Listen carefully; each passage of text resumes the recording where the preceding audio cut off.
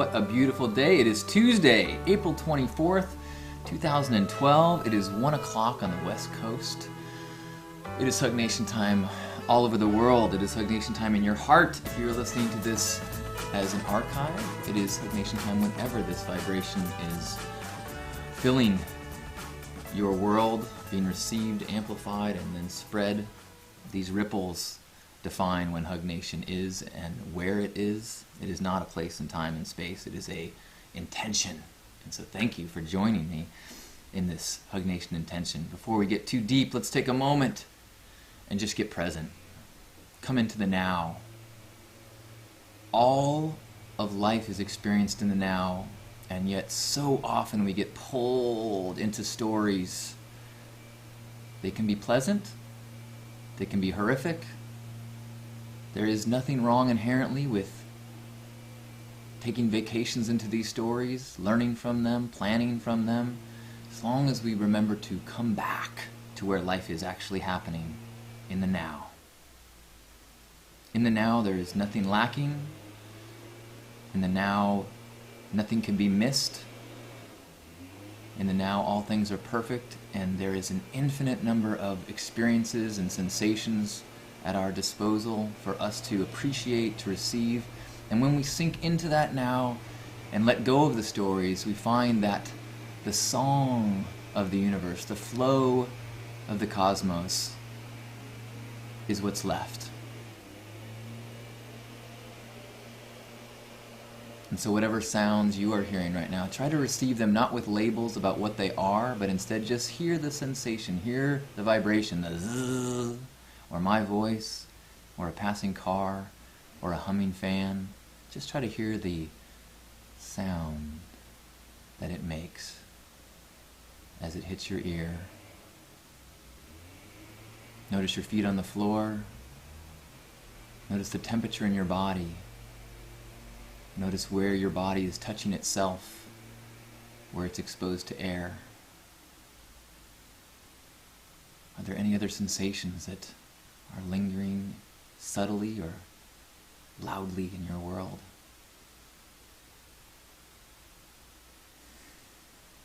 Thank you, universe, for all of the gifts. Thank you for the blessings. Help us to appreciate the very nature of awareness. Help us to put our focus on the things that make us joyful. Invite more of that into our world.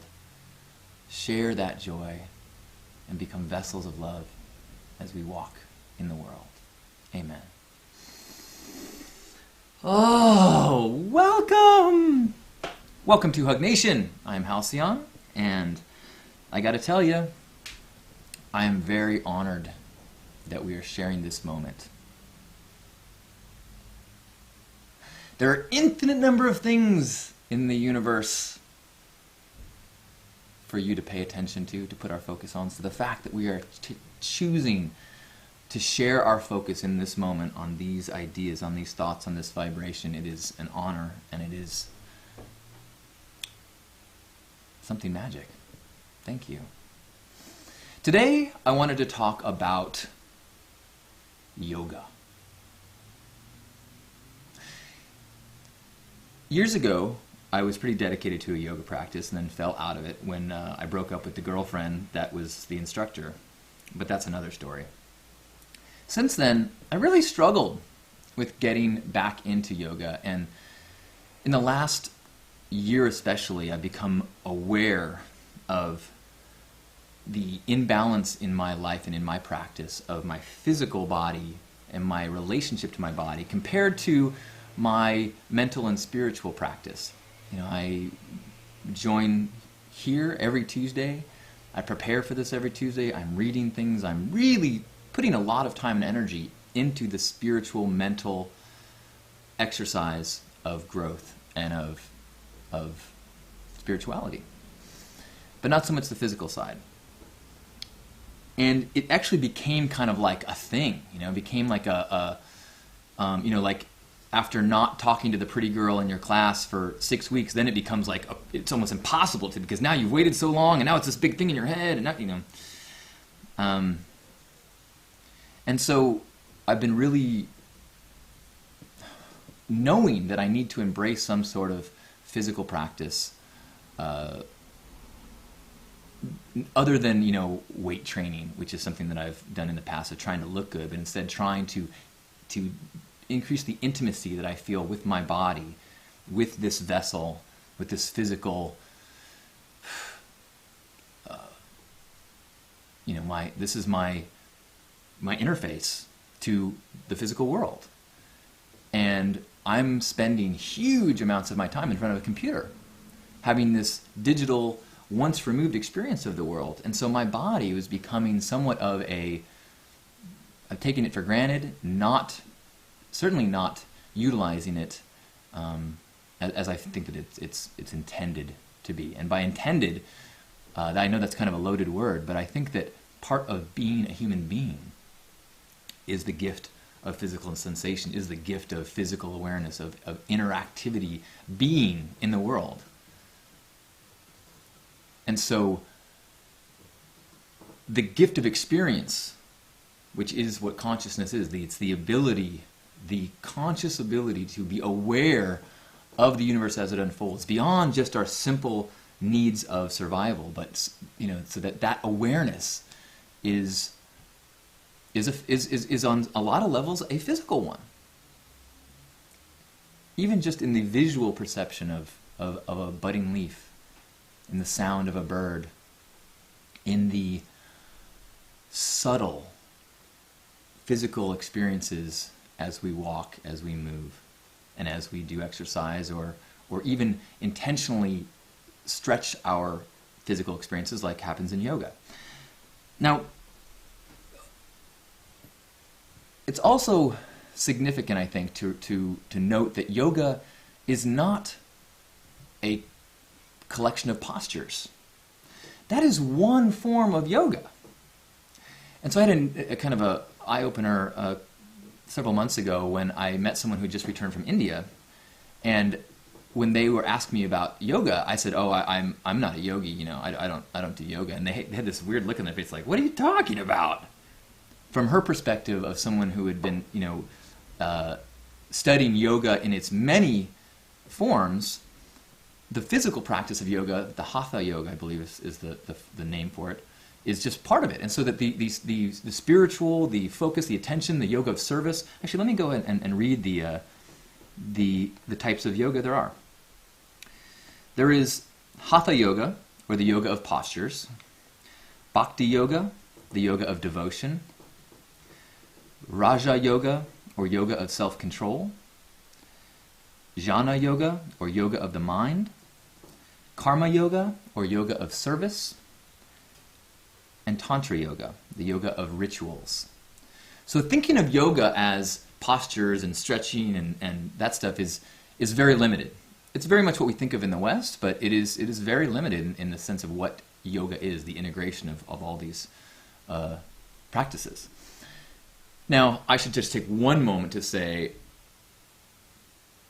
warning, I am not a scholar, I am not a authority in any way on yoga. I'm a guy who took up his yoga practice again a month ago and has been noticing a lot of wonderful things, and so I wanted to integrate that into what we're talking about today. Because someone asked, I posted some beef keiki pictures online, actually. Can we pop one of those up? So I noticed that my body was getting very toned and started to feel kind of like, ooh la la, look at this, I'm 40 years old and I am looking better than I've ever looked. So, I am who I am, so I shared that with everyone who is online. And, and it started a bunch of conversations, and someone was like, well, you say, because I was noticing or commenting that I'm really liking what it's doing to my spirit and my body. And they were like, what does it do for you?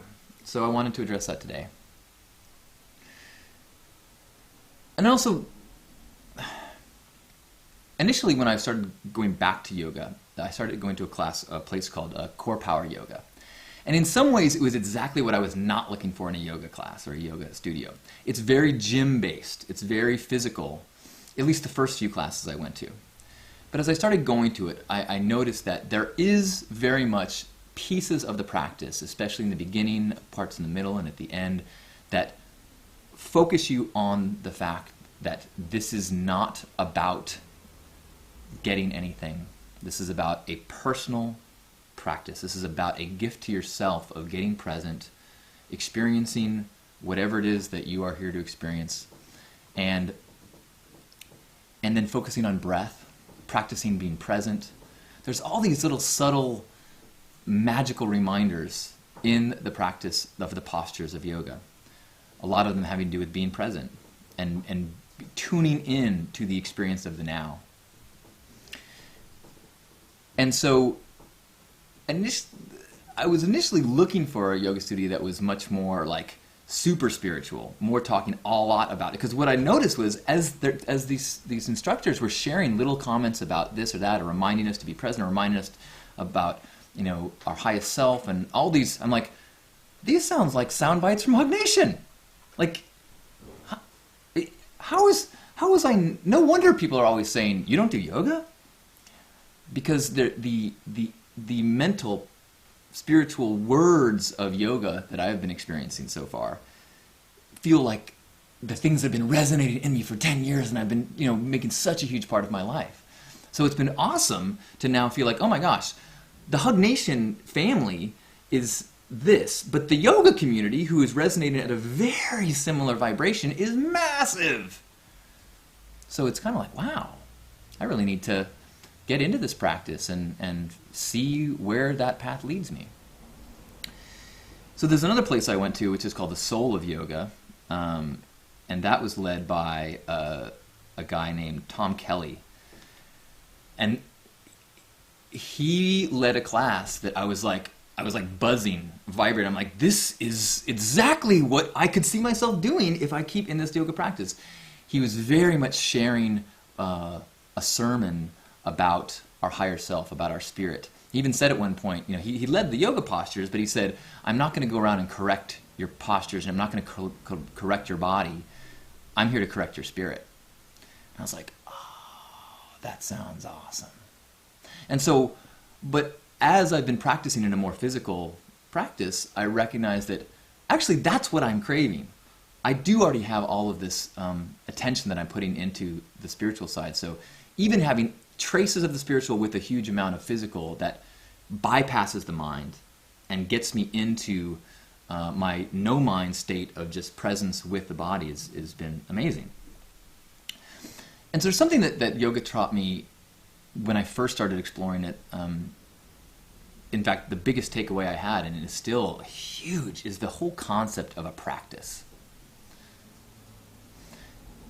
There is no finish line for yoga. There is no levels. There is no black belts. There is no, you know, I mean, you can be certified to be a teacher, but there is no linear path of grandmasters and, you know, and in starting, it's everyone has a practice. And that concept alone is life-changing. If you can start to apply that with everything in your life, it reduces a massive amount of anxiety and stress when you stop seeing your life as this process of getting places, and then that place gets you someplace else, and that place gets you someplace else, and instead simply see life as a series of the tasks at hand. And in every task at hand, you do your best, and your best changes, and you have integrity, and you align with love, and you align with your higher self at every moment at the task at hand. And that is simply your practice. You wouldn't, Jacob Glass said something today, you wouldn't like brush your teeth really good one day and go, sweet, I never have to brush my teeth again. And you wouldn't do physical yoga and think, oh, I now have downward dog, I never have to do that again. Or a more, you know, yoga of the mind and have some epiphany and go, cool, I never have to revisit that idea again. No. Life is a practice. Physically, it's a practice. Emotionally, it's a practice. Being happy is a practice. And that gift from yoga is beyond anything else. A subtle part of that is something that I've really started to dig into in the last few weeks. So I want to get into, which is the second part of the theme of today, which is tension, release, repeat. And that the practice of yoga in that exploring postures helps to remind us of the practice of life, which is that life is struggle. Life is struggle. That is not a complaint. That is not a negative. That is what life is. Life is a series of challenges that we figure out. Life is a series of congestion that we then relax and breathe through. Life is a series of obstacles that we then find our way around. And in fact, I don't even like the word obstacle, because obstacle implies that something is in the way of where you're supposed to be. And when you change that to that your life is a practice, there's no such thing as obstacles. There is only the task at hand. As I'm stretching my hamstrings, I'm not trying to get through that so I can get to the next posture. That is the only purpose of this stretch, is to do it in this moment and to try to be have integrity in it and have alignment with the best I can do in that moment. That is what life is. A series of challenges. And that should be embraced. We sometimes it is so easy to fall into the trap of saying, okay, as soon as I get through this chapter of my career, as soon as I get through this part of the kids growing up, as soon as I get through this, I'm going to be relaxed. I'll be able to enjoy myself. As soon as I get retired, as soon as I get this diploma, as soon as I lose these 5 pounds, as soon as I get there, then I'll be able to just relax and have. No. Now, you could have a chapter of your life where you say, I'm going to be out of balance during this chapter so that I can, achieve something, do something in the future. That is legitimate. But make sure you're not lying to yourself and simply just setting your carrot and just holding it farther and farther. Oh, as soon as I do this, as soon as this. Because life is happening right now. And there is always going to be a challenge. That's why we're here. That's why we are in a human consciousness. In the divine consciousness, in the God consciousness, in the source energy, cosmic flow of the universe, there is no time and space. There is simply oneness, unity. It's not a non-dual isness. And without time, there is no drama, there is no anticipation. There is simply the perfection of all. That's how God experiences the universe.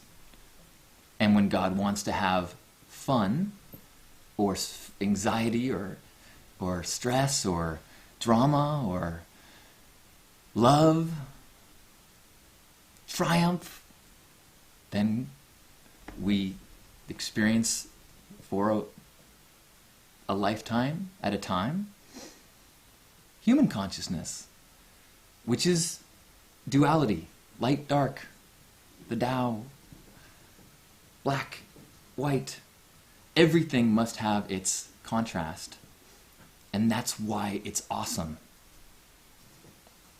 You wouldn't want to read a book that had no story arc. You wouldn't want to watch a movie without any conflict. You wouldn't want a life without the roller coaster. When the roller coaster stops being thrilling with highs and lows, it's time to get out. It's time to stop. You're done. Looking towards, an end of life retirement where you stop having, adventures, not stopping drama, being relaxed. That's like, whoa. No. Life is happening now. And in every obstacle is not an obstacle. It is the task at hand. And so we can snap back to that same mantra I always come back to of be present, have integrity, align with love. That could be for a sales call. That could be for a trip to the grocery store. That could be for a play date. That could be for figuring out some challenge that you're having. It could be a broken down car. Okay, that's the task at hand. What are my opportunities in this to be aligned with love? I can shower the tow truck guy with positive energy, a smile, and praise as for his work. I can notice the flowers along the side of the road as I'm waiting for the tow truck. I can ask questions of the tow truck driver and figure out what his life is like, and in doing so enrich my experience of the world. These are not problems. This is life. So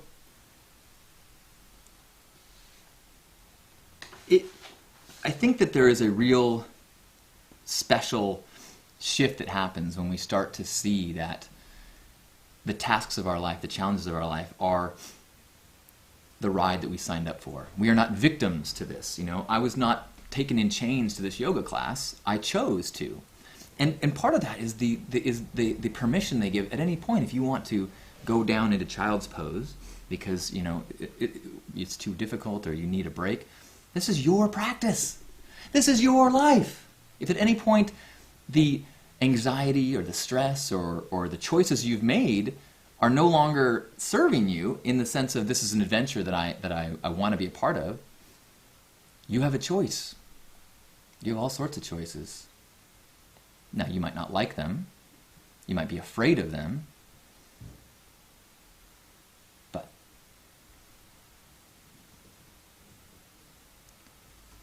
being present, aligning with love,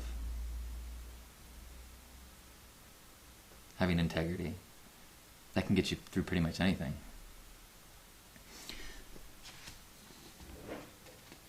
So, as we go through our days and we have things pop up, whether they be bumps on the road or fire-breathing dragons, know that you are the protagonist of your epic myth. Your story is happening right now. And every encounter is a chance for the plot to develop, for the challenges to enrich and help the main character grow. And it is with such appreciation that I acknowledge that we are characters in one another's play. Thank you for sharing your journey, for being a part of this journey, for amplifying the love vibration of this moment. It is an honor. I love you. Let's have a hug. This part of my practice, this Tuesday hug, unattached to outcome, simply being present, having integrity, aligning with love, it has been transformative. So as we sit here, as we grab our shoulders, as we hold this body, we acknowledge the power of this body. We don't need to understand how all of its systems work. We don't need to know exactly where all the lymph nodes are, or the bile ducts, or how the marrow is producing white blood cells, or how microbes are functioning in our intestines. We just need to sink back into awe and appreciation and know that we are a miracle upon miracle upon miracle, all within our skin.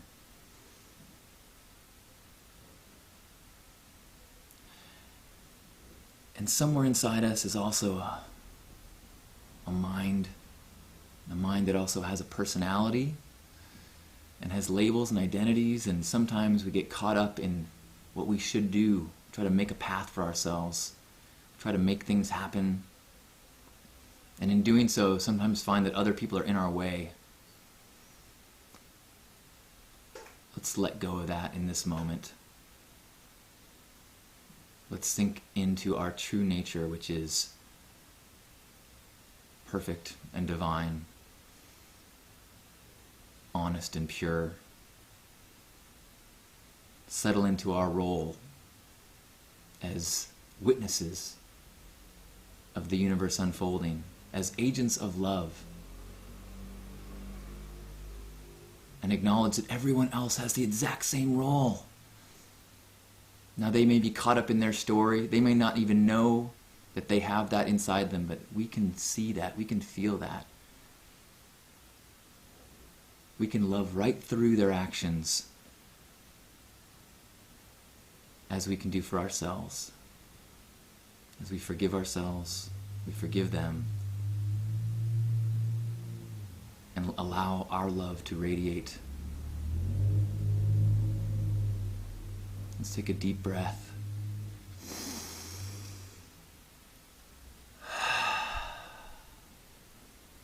Breathe in love. Share it with the world. Breathe in love. Share it with the world. Breathe in forgiveness. Share it with the world. Breathe in connection. Share it with the world. On behalf of Grandpa Caleb and all the love warriors, happy Hugnation. I love you. Namaste.